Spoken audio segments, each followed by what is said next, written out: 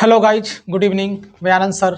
आज मैं आप लोग को क्लास 9 का चैप्टर 6 लाइंस एंड एंगल्स, रेखा और कोण का एक्सरसाइज 6.1 का क्वेश्चन नंबर 1 पढ़ाऊंगा। क्वेश्चन नंबर 1 पढ़ाने से पहले मैं आपको बता दूं, अगर आप लोग को मेरा वीडियो पूरा देखने के बाद अगर समझ में अगर आता है तो एक प्यारा सा आप हमें लाइक कर देंगे, और समझ में नहीं आती है तो कमेंट कर देंगे, और मेरे चैनल पर नए हैं तो आप हमें सब्सक्राइब और शेयर लाइक कमेंट सब कर देंगे। तो चलिए ज़्यादा समय ना लेते हुए मैं वीडियो स्टार्ट करता हूँ। क्वेश्चन नंबर 1 क्या कहता है, ध्यान सुनेंगे। क्वेश्चन नंबर 1 कहता है, in figure 6.13 lines A B and CD intersect at O if angle OOC plus angle BOE equal to 70 degree and angle BOD equal to 40 degree. Find angle BOE and reflex angle COE, जिसमें आपका given है figure. तो question आप लोग समझ में आ गया। तो चलिए फिगर पहले बनाते हैं, उसका फिर से क्वेश्चन समझाते हैं। क्वेश्चन आपका गिवन है, क्वेश्चन नंबर फर्स्ट में क्वेश्चन का आपका फिगर देखिए इस तरह से है, और ये फिगर जो है आपका गिवन है, इस तरह से फिगर बना हुआ है।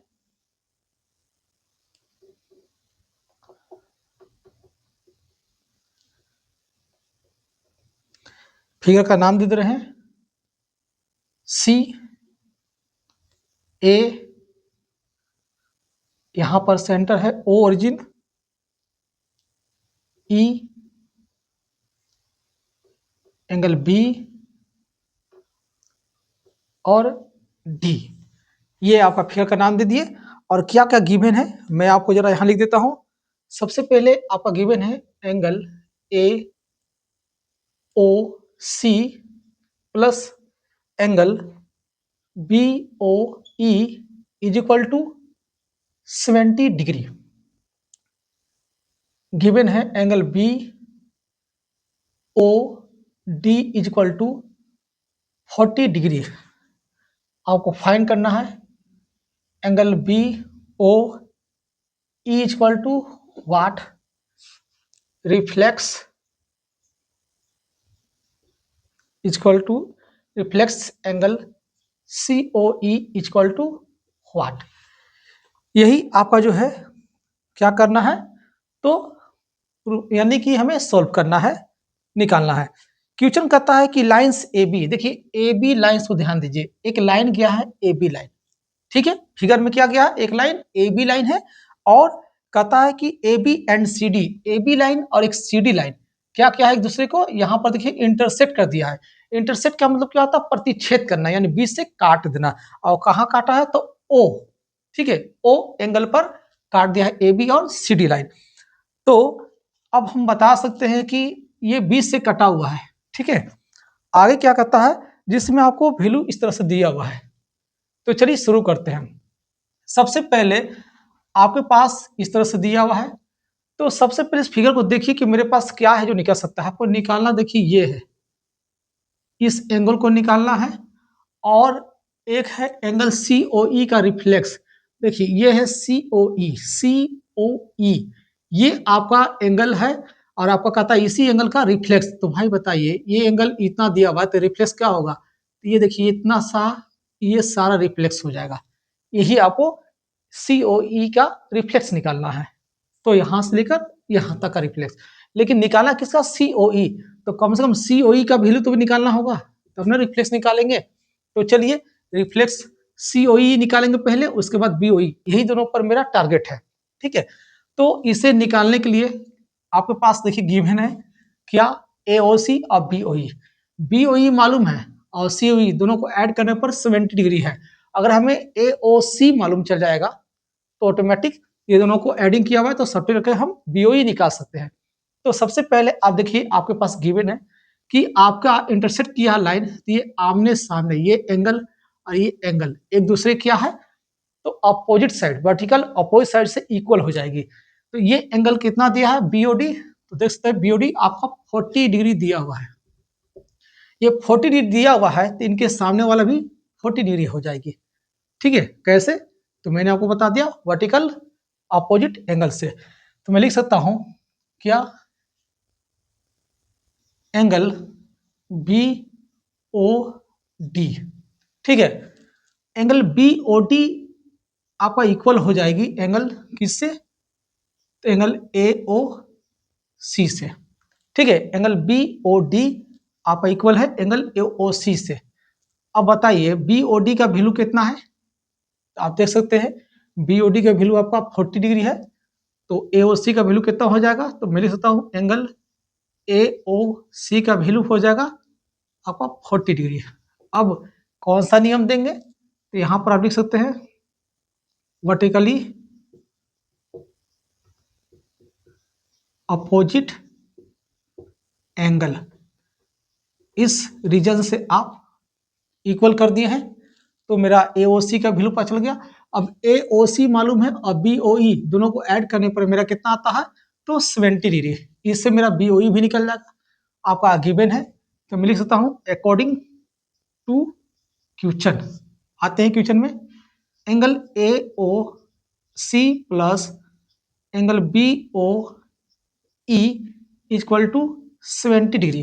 देखिए आपका ये गिवन है, तो मैं इसको फाइंड करता हूं, किसका वैल्यू, एंगल BOE का। तो एंगल AOC और BOE का ऐड 70 डिग्री आपका ये गिवन था। तो AOC का वैल्यू देखिए आपको मैंने अभी जस्ट वर्टिकली अपोजिट एंगल से निकाला, तो AOC की जगह पर मैं 40 डिग्री पुटअप कर दे रहा हूँ, बैठा दे रहा हूँ, plus angle BOE equal to 70 degree. Angle BOE को मैं इक्वल के लेफ्ट साइड यानी कि बराबर के बाएं साइड में ही छोड़ देंगे, और जिसको वैल्यू निकालना है पहले से 70 डिग्री इक्वल के राइट में यानी कि दाएं साइड दिया है, तो 40 भी वर्ड के साथ रहना चाहेगा, तो प्लस से इक्वल के राइट में जाएगा तो माइनस में हो जाएगा, तो सब्ट्रैक्ट करेंगे कितना आ जाएगा 30 डिग्री। ये किसका वैल्यू आया, एंगल BOE का। अब देखिए BOE ये हो गया कितना 30 डिग्री, आपका एक आंसर आ चुका है, यही निकालना था। सेकेंड आपको बोला है क्या, रिफ्लेक्स COE। अब रिफ्लेक्स निकालने से पहले हमको क्या करना हो, एंगल COE को निकालना होगा। अब देख सकते हैं ये आपका COE है, और ये पूरा एंगल होता है क्या, ये आपका पूरा होता है स्ट्रेट लाइन एंगल्स से, ठीक है। स्ट्रेट लाइन एंगल जिसको लीनियर पेयर भी बोलते हैं, ये तीनों को एडिंग करने पे कितना डिग्री का एंगल बनता है, तो ये देखिए ध्यान से, ये स्ट्रेट लाइन ये पूरा एंगल बनता है 180 डिग्री का, ठीक है। अब इसी में आपका जो है एक ही पॉइंट पर एक ही तरफ आपको एडिंग कर देगा इस तरह से, तो उससे हम क्या कहते हैं, तो लीनियर पेयर बोलते हैं, ठीक है। तो चलिए लगाते हैं फॉर्मूला। तो सबसे पहले देखिए AOC, यहाँ लिखेंगे since angle AOC plus AOC ये एंगल हो गया, फिर एंगल COE ये वाला एंगल, एंगल COE प्लस अब ये angle BOE, angle BOE is equal to कितना, तीनों को ऐड करने पाता है 180 डिग्री। अब रीजन क्या देंगे, आप देख सकते हैं स्ट्रेट लाइन एंगल से या लीनियर पेयर से, तो मैं यहाँ पे लिख सकता हूँ लीनियर पेयर, लीनियर पेयर से, ठीक है।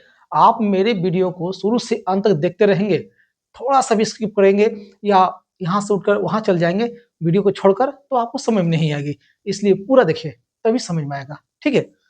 उसके बाद अब देखिए AOC का वैल्यू आपका 40 डिग्री है, तो इनके जगह पर पुटअप कर देंगे 40 degree plus angle COE, angle COE कितना है, तो आपका एंगल COE यही तो निकालना है, एंगल COE ये निकालना था, छोड़ दिए।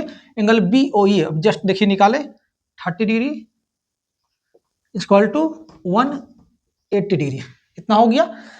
अब ये दोनों को ऐड कर देंगे, इसका वैल्यू निकालना है तो इसको लेफ्ट में ही छोड़ देंगे, एंगल COE इक्वल टू दोनों को ऐड करिए कितना आ जाएगा 40 और 30 70 डिग्री इक्वल टू 180 डिग्री, ठीक है। इसके बाद मैं यहाँ सॉल्व करता हूँ, एंगल COE को आप लेफ्ट साइड में इक्वल को छोड़ देंगे, इक्वल के राइट में 180 डिग्री है।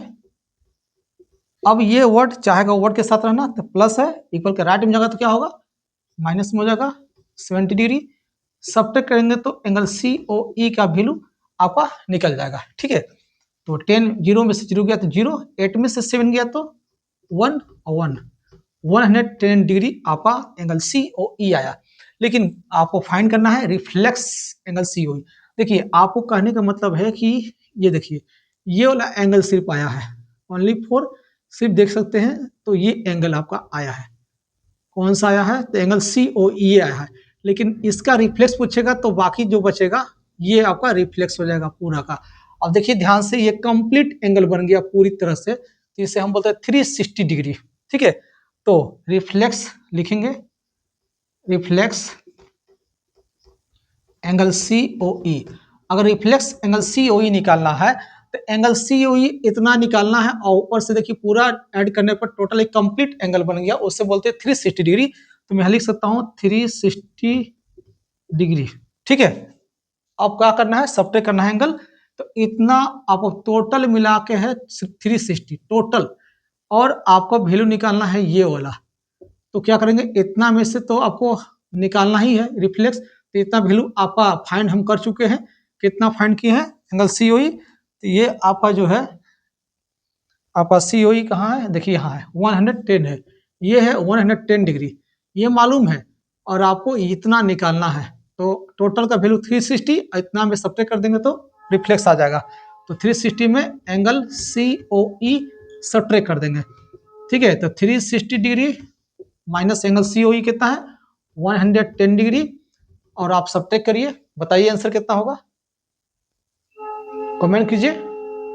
तो आंसर है, जीरो में से जीरो गया तो जीरो, 6 में से 1 गया तो 5, अब यहाँ 3 में से 1 गया तो 2, 250 डिग्री आपका रिफ्लेक्स एंगल COE का वैल्यू है। अब बताइए मेरा वीडियो आप लोग कैसा लगा? अगर समझ में आ रहा है तो मैं आपको बोला हूँ आप प्यारा सा एक लाइक करेंगे, और नहीं समझ में आता है तो कमेंट करेंगे। कमेंट तो कीजिए, तब ना बताएंगे कि हाँ मुझे समझा पा रहे कि नहीं आप लोग को। मैं आपके जैसा समझाना चाहता हूँ, आप जैसा समझना चाहते हैं वैसा ही बताना चाहता हूँ। ये नहीं कि आप समझना कुछ और चाहते हैं और मैं समझाना कुछ और चाहता हूँ, तो फिर आप दोनों में, हम दोनों में तालमेल नहीं बैठेगी, और नहीं बैठेगी तो समझ में नहीं आएगी। तो आप लोगों को पूरी वीडियो को देखिए, एक बार नहीं 2-3 बार देखिए, नहीं समझ में आएगा तो आप कमेंट कीजिए। तब तक के लिए जय हिंद, जय भारत।